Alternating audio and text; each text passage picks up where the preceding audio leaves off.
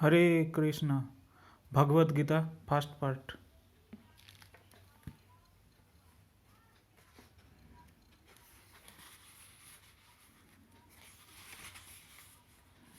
As it is inspired by second edition, the original Sanskrit text, Roman translation, English equivalence translation, and elaborated by His Divine Grace C. Bhaktivedanta SWAMI Prabhupada, founder of Acharya, the International Society for Krishna Consciousness, by the Bhaktivedanta Book Trust.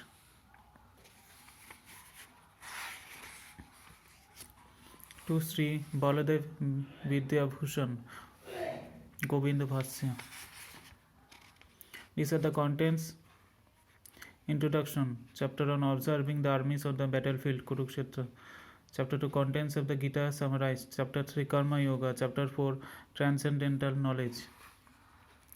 Chapter 5 Karma Yoga. Chapter 6 Dhyan Yoga. Chapter 7 Knowledge of the Absolute. Chapter 8 Attaining the Supreme. Chapter 9 The Most Confidential Knowledge.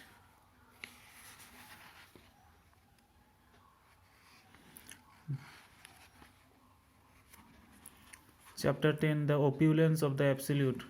Chapter 11 The Universal Form. Chapter 12 Devotional Service. Chapter 13 Nature, the Enjoyer and Consciousness. Chapter 14 The Three Modes of Material Nature.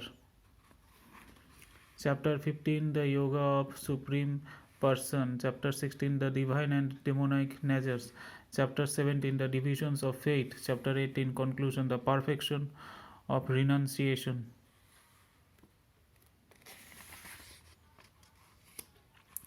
Now this is setting the scene. Although widely published and read by itself, the Bhagavad Gita originally appears as an episode in the Mahabharata, the epic Sanskrit history, the ancient world. The Mahabharata tells the events leading up to present age of Kali. It was at the beginning of this age, some 50 centuries ago, that Lord Krishna spoke Bhagavad Gita to his friends and devotee Arjuna.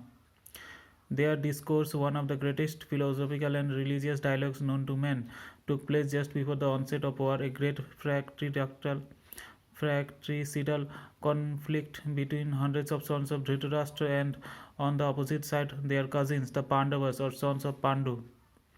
Dhritarashtra and Pandu were brothers born in the Kuru dynasty, descending from King Bharata, a former ruler of the earth, from whom the name Mahabharata derives. Because Dhritarashtra, the elder brother, was born blind, the throne that otherwise would have been his was passed down to the younger brother Pandu. When Pandu died at the early age of his 5 children, Yudhishthira, Bhim, Arjun, Nakula, and Sahadev came under the care of Dhritarashtra, who in effect became for the time being the king. Thus the sons of Dhritarashtra and those of Pandu grew up in the same royal household. Both were trained in the military arts by the expert Drona and counseled by their revered grandfather of the clan, Bhishma. Yet the sons of Dhritarashtra, especially the eldest Duryodhana, hated and envied the Pandavas, and the blind and weak-minded Dhritarashtra wanted his own sons, not those of Pandu, to inherit the kingdom. Thus Duryodhana, with Dhritarashtra's consent, plotted to kill the young sons of Pandu, and it was only by the careful protection of their uncle Vidura and their cousin Lord Krishna that the Pandavas escaped many attempts against their lives. Now Lord Krishna was not an ordinary man, but the supreme Godhead himself, who had descended to earth and was playing the role of a prince in a contemporary dynasty. In this role he was also the nephew of Pandu's wife Kunti, or Pratha, the mother of Pandavas. So both as a relative and as the eternal upholder of religion, Krishna favored the righteous son of Pandu and protected them. Ultimately, however, the clever Duryodhana challenged the Pandavas to a gambling match. In the course of that fateful tournament, Duryodhana and his brothers took possession of Draupadi, the chaste and devoted wife of the Pandavas, and insultingly tried to strip her naked before the entire assembly of princes and kings. Krishna's divine intervention saved her, but the gambling, which was rigged cheated the Pandavas of their kingdom and forced them into 13 years of exile. Upon returning from exile, the Pandavas rightfully requested their kingdom from Duryodhan, who bluntly refused to yield it. Duty bound as princes to serve in public administration, the five Pandavas reduced their request to a mere 5 villages. But Duryodhana arrogantly replied that he wouldn't spare them enough land into which to drive a pin. Throughout all this, the Pandavas had been consistently tolerant and forbearing, but now war seemed inevitable. Nonetheless, as the princes of the world divided, some siding with the sons of Dhritarashtra, others with the Pandavas, Krishna himself took the role of the messenger for the sons of Pandu and went into the court of Dhritarashtra to plead for peace. When his pleas were refused, war was now certain.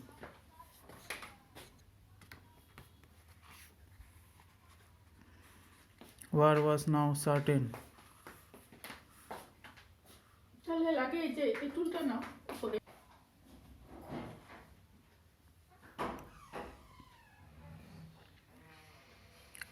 But now war seemed inevitable. Nonetheless, as the princes of the world divided, some siding with the sons of Dhritarashtra and others with the Pandavas, Krishna himself took the role of messenger for the sons of Pandu and went to the court of Dhritarashtra to plead for peace. When his pleas were refused, war was now certain. The Pandavas, men of the highest moral stature, recognized Krishna to be the supreme personality of Godhead, whereas the impious sons of Dhritarashtra did not. Yet Krishna offered to enter the war according to the desire of the antagonists. As God, he would not personally fight, but whoever so desired might avail himself of Krishna's army, and the other side could have Krishna himself as an advisor and helper. Duryodhana, the political genius, snatched at Krishna's armed forces when the Pandavas were equally eager to have Krishna himself. In this way, Krishna became the charioteer of Arjuna, taking it upon himself to drive the fabled bowman's chariot. This brings us to the point at which the Bhagavad Gita begins with two armies arrayed ready for combat, and Dhritarashtra anxiously inquiring of his secretary Sanjaya what did they do. The scene is set with only the need for a brief note regarding this translation and commentary. The general pattern translators have followed in rendering Bhagavad Gita into English has been brush aside the person Krishna to make room for their own concepts and philosophies. The history of the Mahabharata is taken as quaint mythology, and Krishna becomes a poetic device for presenting the ideas of anonymous genius, or at best he becomes a minor historical personage. But the person Krishna is both the goal and the substance of Bhagavad Gita, so far as the Gita speaks of itself. This translation then and the commentary that accompanies it purpose to direct the reader to Krishna rather than away from him.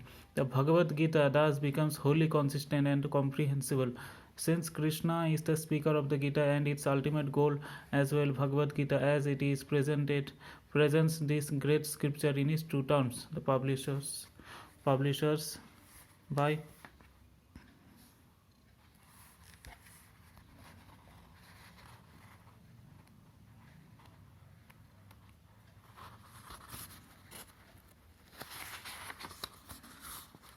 the publishers means the Bhaktivedanta Book Trust is written.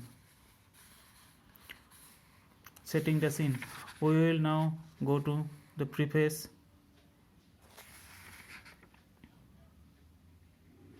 We will cover them later.